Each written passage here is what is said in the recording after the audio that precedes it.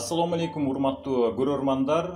Бүгүн китеп баяны берүүсүн мен Кытайдын улуу ойчулу, философ Конфуцийдин сөзү менен баштагым келип турат. Адамгерчиликтүү адам эч качан жалгыз калбайт, анткени анын ынак жакыны жана кошунасы болот деген экен. Биздин ынак жакыныбыз жана кошунабыз албетте китеп болсун.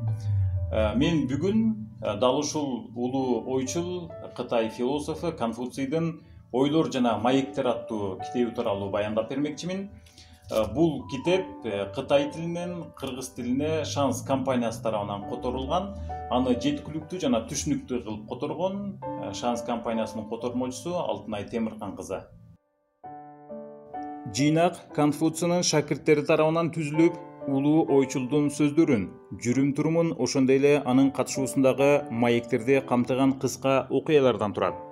Китеп байыркы Кытай тилинде жазылып, 20 бөлүмгө бөлүнгөн.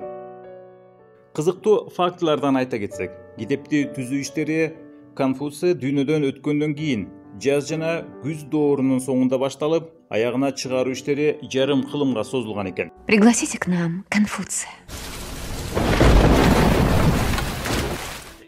Ошондой эле Конфуций тууралуу 2010-жылы көркөм тасмада тартылып, коомчулук тарабынан жакшы кабыл алынган.